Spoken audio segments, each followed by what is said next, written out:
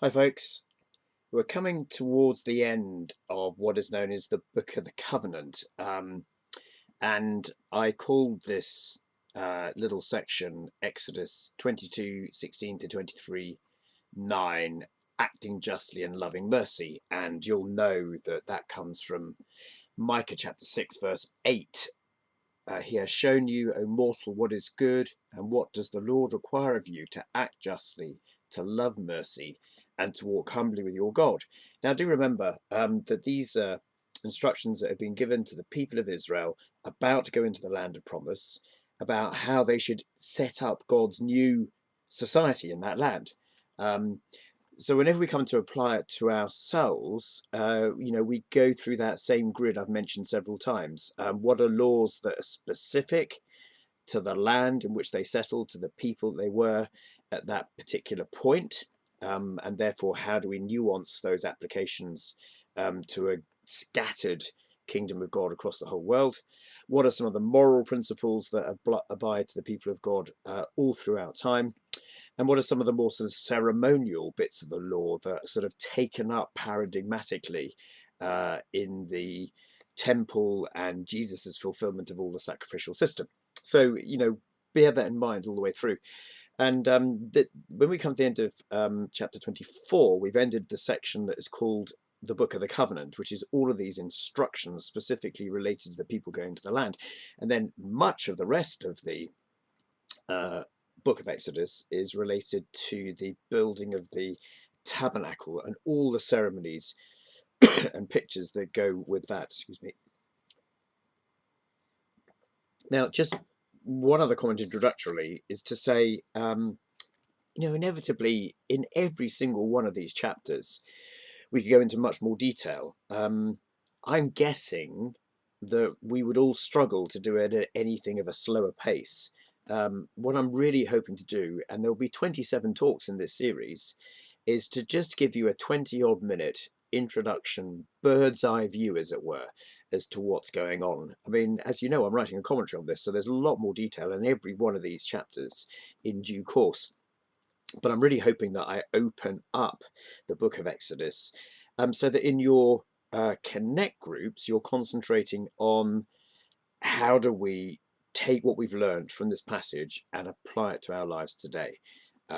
So you won't get a degree in Exodus at the end, but hopefully you will get principles from God's word that you can take into your week and to apply to your life. So in Exodus 21 to 22, actually 6 out of the 10 commandments, so commandments 4 through to 8, although not necessarily in that order, are revisited and applied. So they're mostly what's known as the second table of the law. Sabbath onwards, that's the fourth command, right up to 8, to do with all the principles of living as God, as the central God and person in our life, who we look to for direction in every way. And I want to focus on 3 things in our section 22:16 to 23:9. The first is God's priorities for his newly redeemed people. And again, let's just quickly look over some of these. So chapter 22 verse 16 and onwards, those first 4 or 5 verses have got to do with shunning the pagan practices that they would have observed, possibly in Egypt, or certainly amongst the inhabitants of Canaan. The Canaanites had lots of these rituals. So not seducing a young virgin, paying this bride price, which we touched on last week, not allowing a sorceress to live, not having sexual relationships with an animal, not sacrificing to any god other than the Lord. And the penalties are huge, irrevocably giving over somebody to destruction. And that's because God's a holy God, and he expects his people to be exclusively dedicated to him. Now, having assumed all the way through God's demands of holiness, notice in this next section, 22, 21 to 28, how seriously God takes the requirement to protect the vulnerable and to provide for the needy. So verse 22, don't take advantage of a widow or the fatherless. So, look after widows and orphans. If you do, and they cry out to me, I will certainly hear their cry. So God hears the cry of those who are fatherless, those who are living on their own. He says, my anger will be aroused, and I will kill you with the sword, your wives, and you'll become widows, and your children fatherless. God takes very seriously the community's responsibility to look after not only widows and orphans, but the socially disadvantaged, verse 25 and onwards. Be fair in your dealing with others. If you're lending money to the needy, don't just treat it with the same rigidity of a business deal. Treat it like family. Be fair to people. It's hard to see how much value a cloak is for the daytime only, but certainly that was just the pledge that for only a certain amount of time you could keep by way of deposit, and you had to give it back at night so the person to whom you had lent didn't freeze overnight. God will come against you as he did your Egyptian oppressors. Your standards, God says, are to be much higher than the Egyptians were to you. And, again, just fast forwarding, there are some principles, I think, here that we apply to our church. How a church treats the marginalised is often a measure of its depth of understanding of the gospel.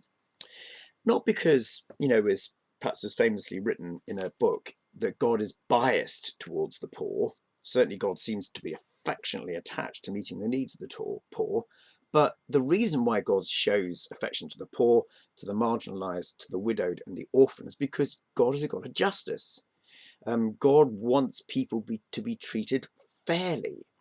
And because God is just, we should be treating people justly as well. And I was thinking of two very practical illustrations. So we've noted that the countries which are most hard hit by coronavirus, and the parts of the country in our own land that are most hard hit, those who are most likely to die or have long-term COVID illness are the poor. Perhaps because generally their eating and their health are not as good because they can't afford the luxury things that other people have. Perhaps also because they're not able to access the care that wealthier people are. So in that respect, we should be concerned about the fact that the poorest parts of our world and our country are hardest hit by something that's already bad for everybody. Or perhaps what about what we were thinking about this past Sunday on the creation care focus? And Ben touched on this in his sermon, didn't he? That one of the impacts of climate change is that those who are already poor suffer even more.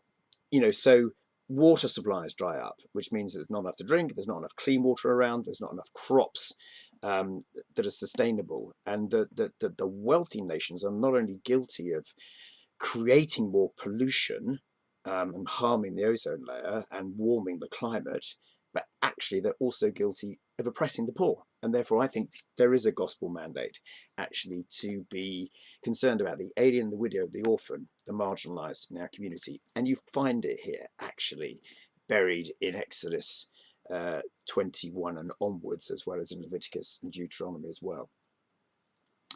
So God says to his people, as you settle in the new land, don't be like those who persecuted you and who I rescued you from. And actually notice the way that this little paradigm repeats itself. So 22:21, do not ill-treat or oppress a foreigner, for you were foreigners in Egypt. Then chapter 23, verse 8, do not oppress a foreigner. You yourselves know how it feels to be foreigners, because you were foreigners in Egypt. Leave behind Egypt. Now, the people of Israel going through these wilderness wandering years quickly thought, well, we'd have been better off in Egypt than wandering in the desert.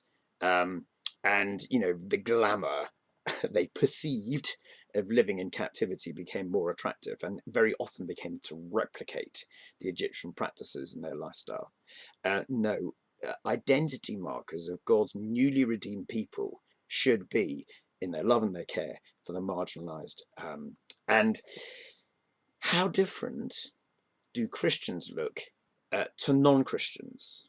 Well, there are all sorts of ways in which we should be different, But one of the ways is that those who have no ability to pay us back, those who are most neglected by society, get the attention of Christians and the care of Christians. So there's a lot in there, 22:16 to 28, God's priorities for his newly redeemed people. Secondly, 22:29 to 31 is all about giving God the first and the best of what we have. So again, look down at 29 to 31. Don't hold back your offerings from your granaries or from your vats. Give me the firstborn of your sons. Do the same with your cattle and your sheep. Let them stay with their mothers for 7 days and then give them to me on the 8th day. You are to be a holy people, so do not eat the meat of animals torn by wild beasts. Throw it to the dogs. And this is a big principle that we've already touched upon and we'll come back to later. That is the first fruits and the firstborn belong to God. And the principle here really is that you don't give God the fag end of your produce or your material things. You give God the first fruits and the firstborn. You don't retain the best for yourself and give God what is left.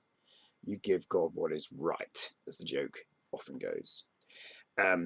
The firstborn belong to God, and we've seen that back in chapter 13. The whole paradigm of rescue from Egypt was that God would deliver judgment on the firstborn of Egypt and will rescue the firstborn of Israel because another dies in their place.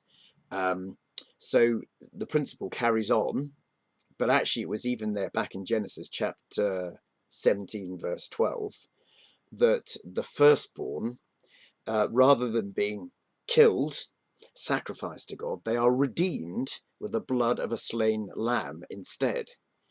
And so therefore, instead of the firstborn being killed on the 8th day, the human firstborn, rather they are circumcised on the 8th day, because instead of the whole life being cut off, just a little section of skin on the foreskin is cut off as a mark that they are cut off for God, and he owns the firstborn. The same principle applies to the firstborn cattle and the firstborn sheep given over to God. And this is an indication that we mean business with everything that we've got. And the fact that we mean business, we give God the firstborn and the best. Now, verse 31 is a little bit perplexing, isn't it? You are to be my holy people. Well, we know that refrain. So do not eat the meat of an animal torn by wild beasts. Throw it to the dogs. Seems like a rather strange way to be holy, I think, in our way of thinking. I think perhaps it could be one or both of these things. There's a requirement to distance ourselves from pagan practices, and possibly even the principle that the faithful Jew would not eat meat with blood in it. So there's a requirement to be holy and distinct in that respect. Perhaps also it might be also that there's this business of distancing themselves from pagan practices, ensuring faithful devotion to God. The principle, of course, is all the way through Exodus and Leviticus. Be holy, for I am holy. Be distinctively different in terms of how you treat the oppressed and in how you give God the best. Now, the laws go on, and you can glance through these in your studies. I just want you to notice a couple of things. There's kind of legal principles here. So chapter 23, 1 to 3 are what are called apodictic laws. So thou shalt not, do not spread false reports, do not follow the crowd, and do not show favoritism. And these are sort of written in that formula. Thou shalt not do this, that, or the other.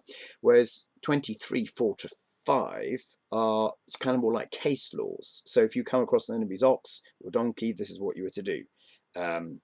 And the general principle that you see worked out actually in that next paragraph is all about loving your enemies.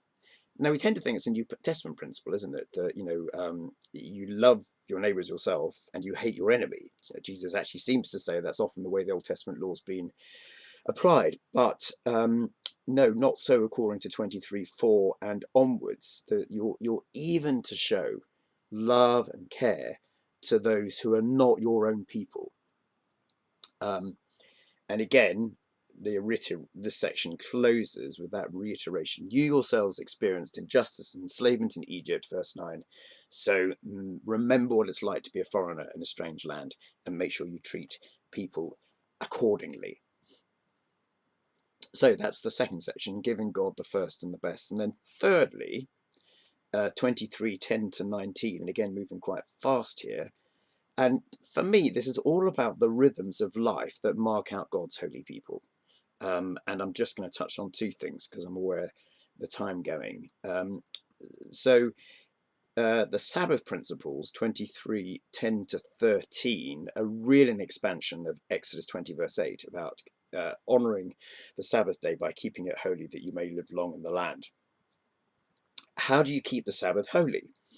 Well, actually, it's not what you would expect, is it? Look at verse 10. For 6 years you are to sow your fields and harvest the crops, but during the 7th year let the land lie unploughed and unused. Then the poor among your people may get food from it, and the wild animals may eat what is left. Do the same with your vineyard and your olive grove. 6 days you work, on the 7th you do not work, so that your ox and your donkey may rest, your slave born in your house and the foreigner living among you may be refreshed.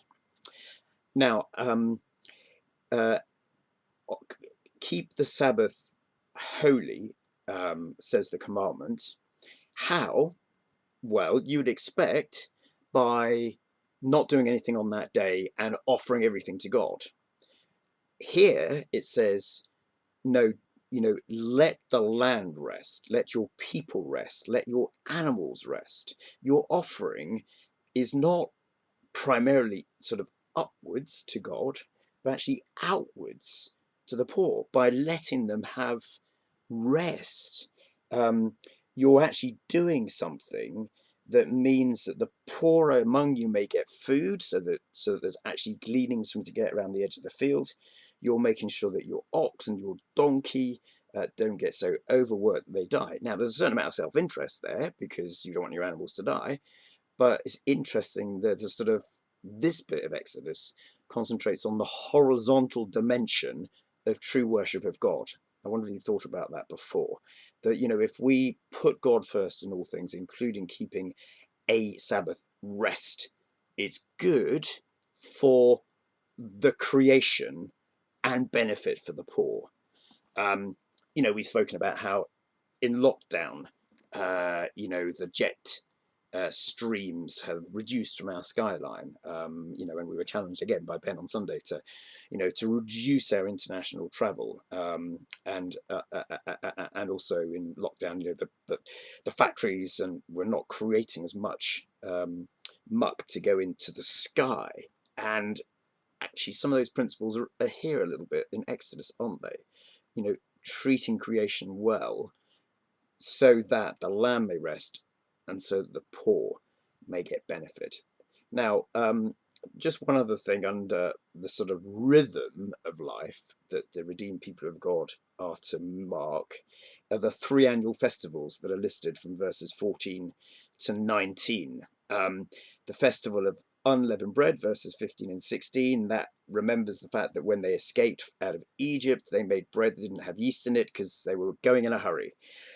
And there's that picture is actually picked up in the New Testament about how eating in haste. So, even if you eat the Lord's Supper, you're not sitting down for a great feast. You're having a little bit of bread, a little bit of wine, because you're waiting for the day when Jesus will come back.